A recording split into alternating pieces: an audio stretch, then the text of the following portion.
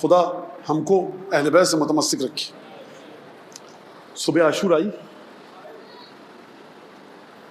حجاج ابن مسروق مولا کا مؤذن تھا تاریخ کے مطابق، مولا نے اسے اذان دینے کا حکم نہیں دیا، ہمیشہ وہ اذان دیتا تھا۔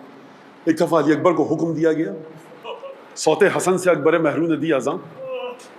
اب یہاں میرا دل کہتا ہے جب اذان دی گئی ہوگی فجر عاشور کی، جناب زینب کے کانوں میں جب آواز گئی ہوگی اور جناب فضہ کے کانوں میں، تو یہ مجھے لگتا یہ ہے کہ ان بیویوں نے کہا ہوگا جس نے میرے نانا کی آواز نہیں سنی نا بیویوں، تو سن لو یہ بالکل ہو بہو میرے نانا کی آواز ہے۔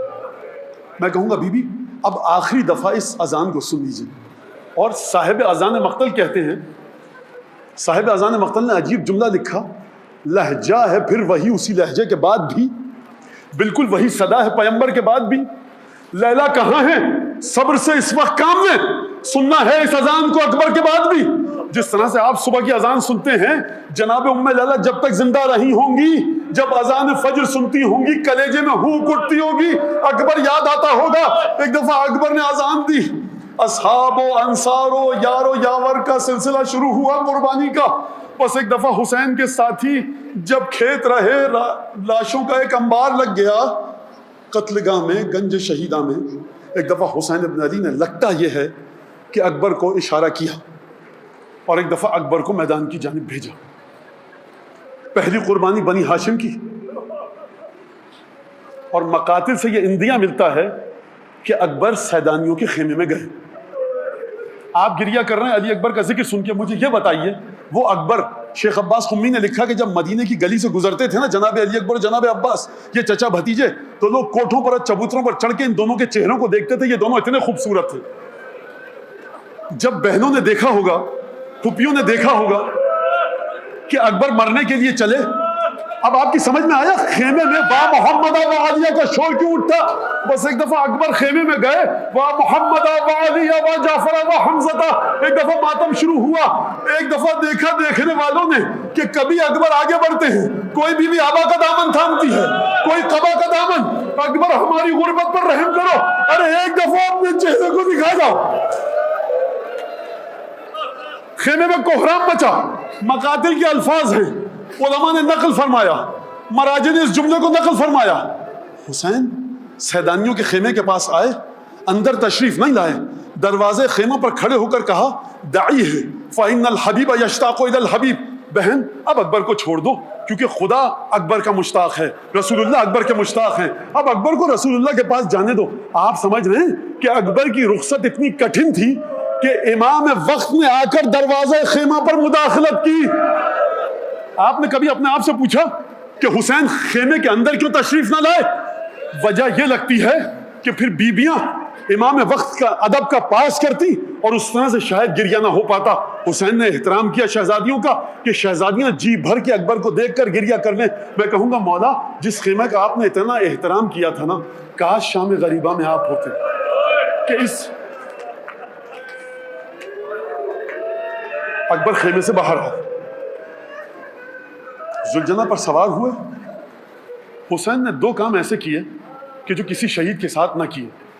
ایک دفعہ اپنی محاسن مبارک کو، داڑھی کو ہاتھ میں لے کر آسمان کی طرف دیکھ کر کہا، عجیب جملہ ہے،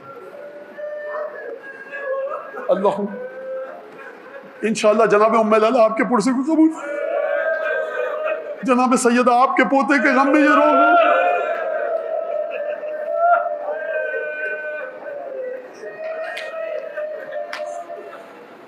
امام زمانہ کے زخمی دل کے لیے آپ کا گریہ مرہم کا کام دے، اور حضرت حجت آپ کے پرسے کو قبول۔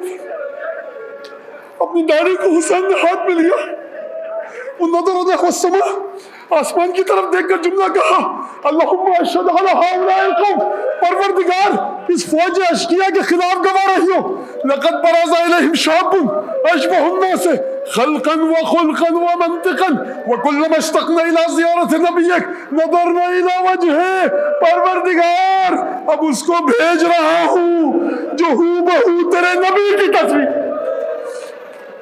پروردگار جب ہم اہل بیت کو تیرے نبی کی یاد ستاتی تھی، اکبر کے چہرے کو دیکھتے تھے۔ اکبر ذوالجنہ پر بیٹھے، حسین نے آیت پڑھی، ان اللہ اصطفى آدم ونوحا وعلى ابراہیم وعلى عمران على العالمین ذریۃ بعضها من بعض، یعنی اب نسل ابراہیم کی قربانی ہے۔ ابراہیم ہاجرہ کو بتائے بغیر لائے تھے، اسماعیل کی آنکھوں پر پٹی باندھی تھی۔ میں کہوں گا اے ابراہیم، وہ تمہارا اسماعیل تھا، یہ حسین کا اسماعیل ہے۔ آنکھوں پر پٹی نہیں ہے، ماں لاشے کو دیکھے گی۔ اکبر نے حملہ کیا، رجس پڑا، لشکر کو دھکیلا، 120 جہنمیوں کو واصل جہنم کیا۔ دیکھنے والوں نے عجیب منظر دیکھا۔ اکبر نے گھوڑے کی باگوں کو موڑا، گھوڑے کو سر پر دوڑاتے ہوئے حسین کی خدمت میں آئے۔ کیا سبب ہے؟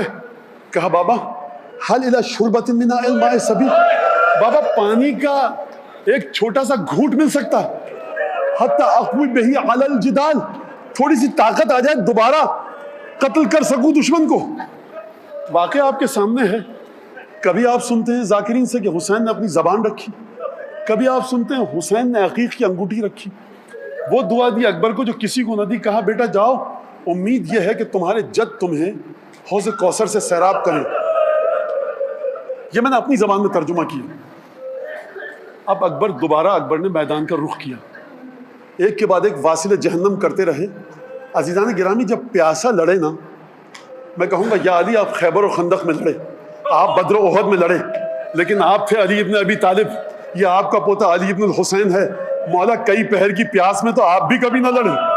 مولا خیمے کے دروازے سے آپ کی پھپھیوں اور بہنوں نے یہ منظر نہیں دیکھا۔ بس ایک دفعہ جناب اکبر رجس پڑھتے جاتے ہیں، حملہ کرتے جاتے ہیں، ایک دفعہ کہیں سے تیر آئے، کہیں سے بھالا آیا، کہیں سے نیزہ آیا۔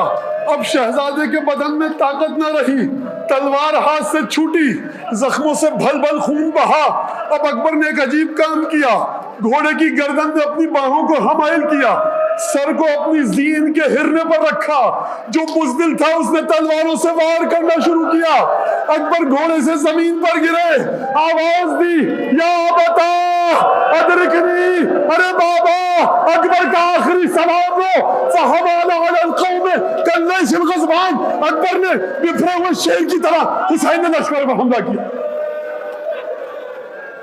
اور اکبر نے شہادت سے پہلے ارباب مقاتل نے ایک جملہ لکھا، یا ابتا ھذا جدی قد سقانی بکاسئی العوفا، بابا یہ میرے جد میرے سرہانے کھڑے ہیں، جنت کا جام لائے ہیں، مجھے سیراب کر دیا۔ سوچا کبھی اکبر نے یہ جملہ کیوں کہا؟ کیوں کہا؟ باپ ہے، حسرت رہ گئی نا، بیٹے کو پانی نہ دے سکا۔ بابا گھبرائیے گا مت، ہمیں ہمارے جد سیراب کر کے لے کے جا رہے ہیں۔ میں کہوں گا اکبر تم کو تو نانا نے سیراب کر دیا، یہ بابا جب گھوڑے سے زمین پر آئیں گے تو کون سیراب کرے گا؟ بس ایک دفعہ حسین ابن علی، لگتا یہ ہے مجھے کہ دوڑتے ہوئے اکبر کے پاس پہنچے۔ اب جو دیکھا تو اکبر دم توڑ چکے تھے، بوڑھا باپ ہے نا، ہم شکل پیغمبر ہے نا، چاہیے تو بیٹا ہے نا، باپ کا دل ہے۔ جانتے ہو تمہارے مولا نے کیا کیا؟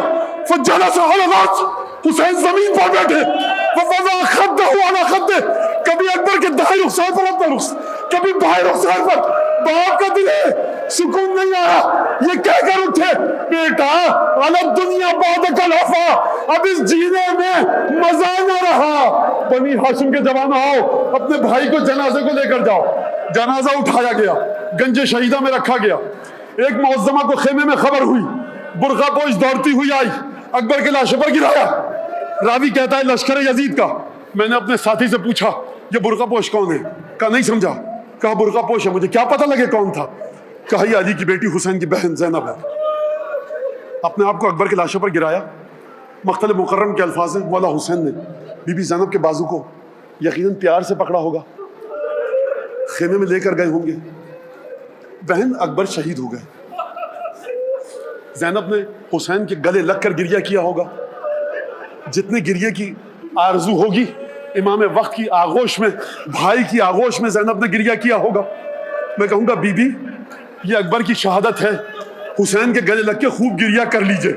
جب حسین کی شہادت کی خبر آئے گی نا تو کوئی گلے لگانے والا نہ ہوگا، خیموں میں آگ لگے گی، اشقیاء خیموں میں درانہ وار داخل ہوں گے، رسول کی بیٹیاں کرتے کے دامن میں آگ لگے گی۔